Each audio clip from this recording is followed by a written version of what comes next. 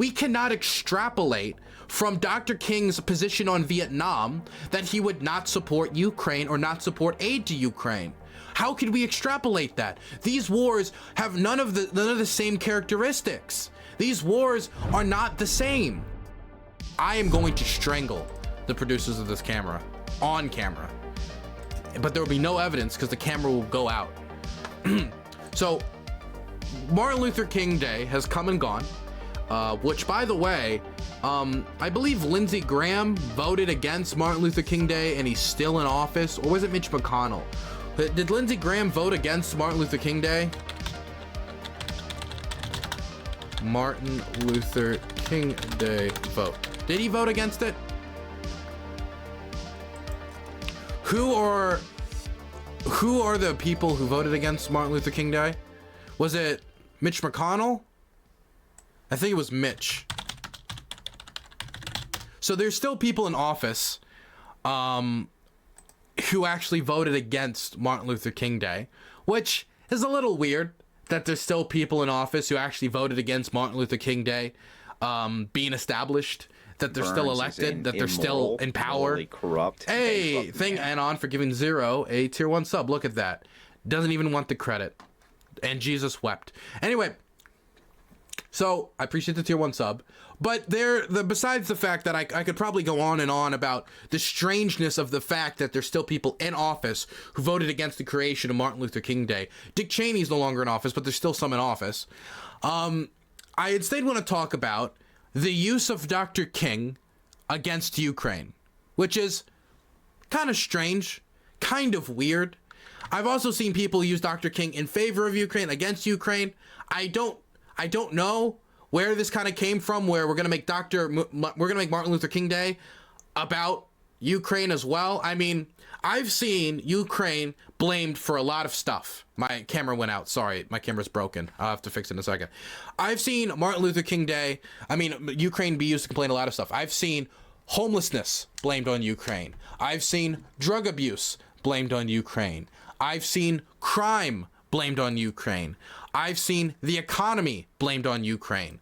I've seen inflation blamed on Ukraine. I've seen everything. Gas prices blamed on Ukraine, even though Russia was the one who invaded. Like, I've seen basically everything and anything blamed on Ukraine. Whether it is Alex Stein blaming homelessness on the money being given to Ukraine, or any number of issues. And it's starting to get kind of really piss me off, because it feels like every political issue is now an extension of the war in Ukraine. That if there's any issue in America, we gotta somehow find a way to blame it on Ukraine. Why? Because supporting Ukraine is so overwhelmingly popular with the majority of Americans, and it has been since the start of the war, that they need to find some way, any way they possibly can, to make it so you can blame Ukraine for all the sins in society. If your great grandma stubbed her toe and fell down the stairs, well, that was the fault of Zelensky. Maybe if we didn't give Zelensky and his government $100 billion to fight off the fascist invasion, then maybe your grandma would still be alive,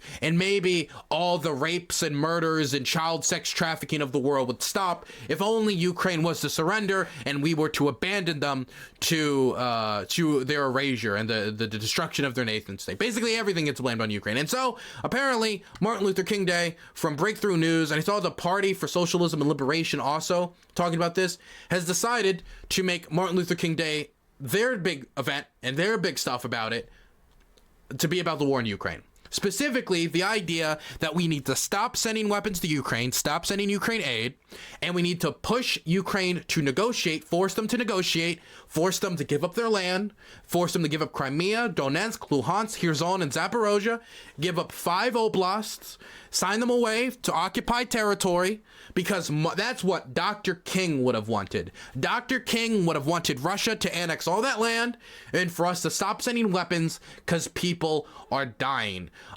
We could watch the video, but the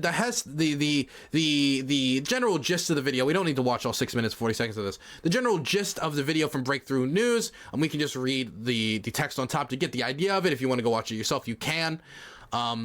Dr. King would have been marching with us. The version of MLK we're taught in schools is a lie. He was a radical and an outspoken critic of U.S. imperialism. As far as I know, I was taught that he didn't support the Vietnam War. I whatever. BT's K. Pritzker attended a march in New York City to oppose the NATO-backed war in Ukraine and honor Dr. King's true legacy, because they're saying the true legacy of Dr. King would be abandoning Ukraine to be slaughtered, to have their people dumped in mass graves, to have their people bombed, because the only thing Ukraine can do is bend over and take it. And that's the only way. That's the true way to honor Dr. King's legacy. And the way they prove this is in a few different ways.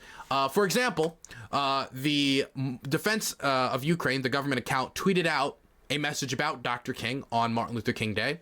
The great Martin Luther King said, "If a man hasn't discovered something that he will die for, he isn't fit to live."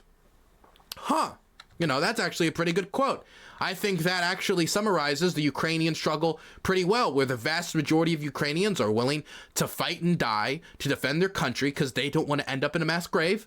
They don't want their language to be erased. They don't want their culture to be erased. And they don't want all their cultural artifacts to be looted, since that one New York Times report came out showing that Russia has looted over 15,000 artifacts and what is most likely the largest art heist since the Nazis in World War II and what they did to France and across Europe. Ukrainians see this reality, see the bombing in Dnipro, which are killing toddlers and children and civilians, and they say, you know what? We don't want them to occupy our territory, torture our people, dump our people in mass graves. Because when they uncovered what happened in Izium, which was the largest mass grave uncovered, over 400 bodies, the largest mass grave uncovered in Europe since the Yugoslav genocides, they look at this and they say, this is not a reality we can accept. We must push back. We must liberate our towns and villages and cities and bring an end to this war through victory, through liberation.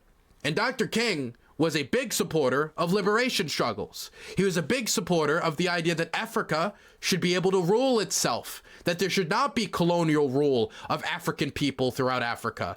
And he was a supporter of their struggles. He was. And so I find it hard to believe that Dr. King, of course, I don't want to speak on behalf of a fucking dead man. And that's what it always feels like on Dr. Martin Luther King Day, is Republicans come out and tell everybody how Dr. King would have supported them. Democrats come out and say that. And everybody comes out and say that Dr. King would have supported my niche issue because Dr. King is a good guy and I'm a good guy. Therefore, he supports my issue. Therefore, he would want Ukraine to burn, right? He would want Ukraine to surrender.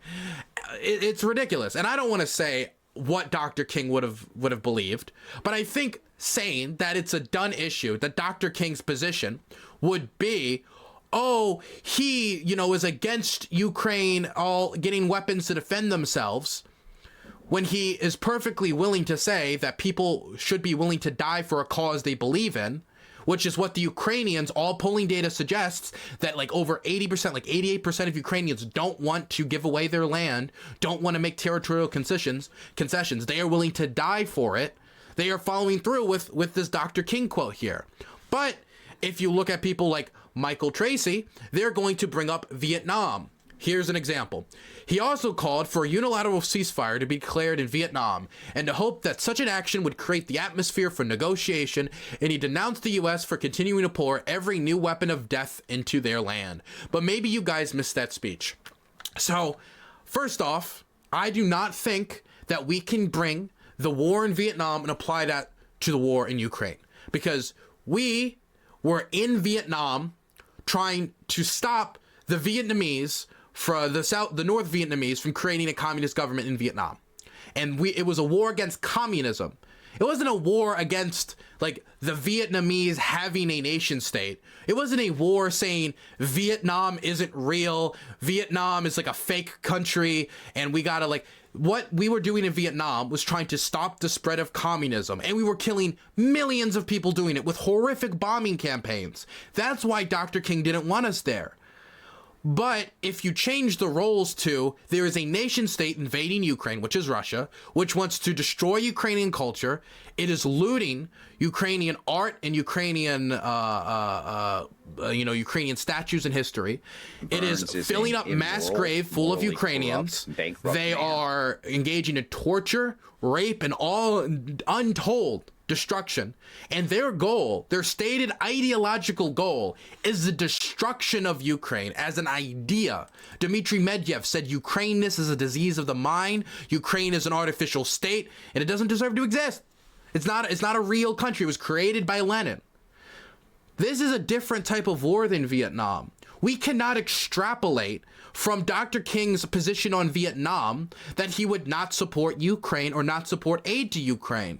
How could we extrapolate that? These wars have none of the same characteristics. These wars are not the same. They're completely different with completely different contexts. Russia is invading Ukraine. We're not invading Ukraine. Russia is. The roles have reversed here. It's not even easy to say the roles have reversed here. They have reversed when it comes to who's the invader, who's the foreign nation in there. But like the dynamics are so different that Michael Tracy and others trying to use Dr. King's opposition to the Vietnam War to try to compare that to Ukraine is just impossible. The dynamics are completely different, and we don't need Michael Tracy or Breakthrough News or these people like this who protested in New York to say, hey, the world's gonna end, the world's gonna explode in nuclear war, and to say Martin Luther King would have agreed with them because he opposed the war in Vietnam is ridiculous. It is ridiculous. You cannot make that extrapolation whatsoever. Definitely considering Martin Luther King's anti-colonial views. And this is don't take any don't listen to the Russian on this. This is a colonial war. This is a war where Russia's trying to reestablish a Russian empire. They're trying to reestablish Russian control over Ukraine, which during Russian domination of Ukraine, tons of Ukrainians died, were oppressed, were shot for their political views, and straight up were starved to death. Not even talking about like the oppression of Ukrainian culture and the banning of the Ukrainian language. So again, to try to compare these two wars is uninformed at best and disingenuous at worst. And again, the doomsday, the world's gonna blow up in a nuclear hellfire if we continue to tell Ukrainians to resist being dumped in mass graves is ridiculous fear mongering. These are people getting taken advantage of by Russia's propaganda machine, which won't even be consistent now about the threat of nuclear war, which is actively saying that people saying that Russia will nuke Ukraine or could nuke Ukraine are fear mongers, and it's ridiculous. But I guess they disagree with the flip-flopping of the Russian government. Anyway, moving on. This is really getting under my skin. Because I see Republicans do this every Martin Luther King Day, dragging Martin Luther King out to hit his fucking corpse with a stick and say, he would have supported Trump. And we see these guys bringing him out saying, he would have wanted Ukraine to surrender. They would have wanted to give up all their land and have the people dumped in mass graves. Because that's the result of surrender. Martin Luther King wasn't a guy saying there is no war that should ever be fought, ever. That wasn't his position, because that's a stupid position.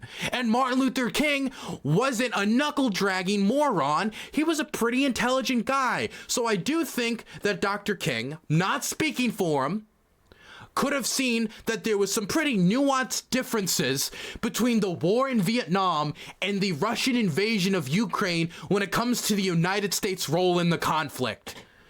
And I'm sick of people dragging out his corpse to try to prop him up as your new ambassador for your movement.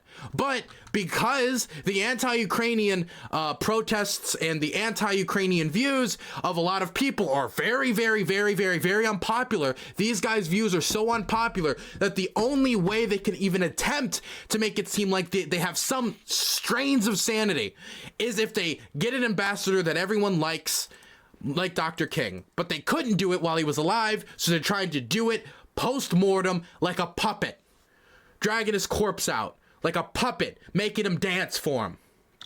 And let me just say, and this isn't Dr. King, this is his family, but I would be remiss if I didn't include this. Here is Bernice King saying, "For those saying Ukraine has nothing to do with us," then quotes Dr. King. "We are caught in an inescapable network of mutuality, tied in a single garment of destiny. Whatever affects one directly affects all indirectly. We are tied to Ethiopia. We are tied to Ukraine. We are tied to Yemen."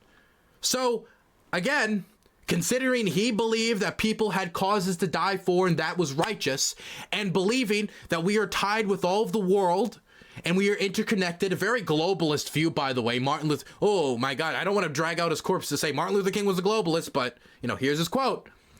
Stop trying to use Dr. King's opposition to the Vietnam War to say that Dr. King would have said, you know what, Ukrainians just need to surrender 5 separate provinces with millions of people who will then be tortured, raped, have their art stolen like they're already doing right now, and dumped in mass graves like we saw in Izium.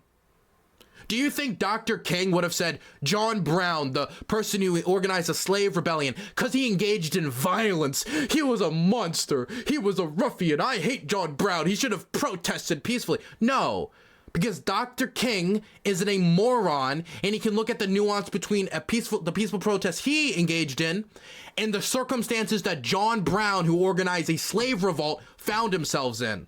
Dr. King is more intelligent than to try to say that the Vietnam War and Ukraine are the same, all the dynamics are the same, therefore I oppose this. You cannot use this to make these assumptions about Dr. King. Stop dragging out his corpse every single time you want to make a point about Ukraine or about why you need to cut Social Security or any other things you're gonna puppet his corpse with, like a sick version of sock puppets. Like it really just gets under my skin, man. It really gets under my skin. My goodness. John Brown's body lies moldering in the grave. Anyway, that's enough of that. Oh, one last thing. Pro-Putin people are more oppressed than gay people and women. So maybe Dr. King would have supported the civil rights movement for Vatniks, you know? Vatniks are the new black people during the 60s. I had no clue. Dr. King certainly would have protested in DC against Russophobia. That would have been his true position during this war. Morons.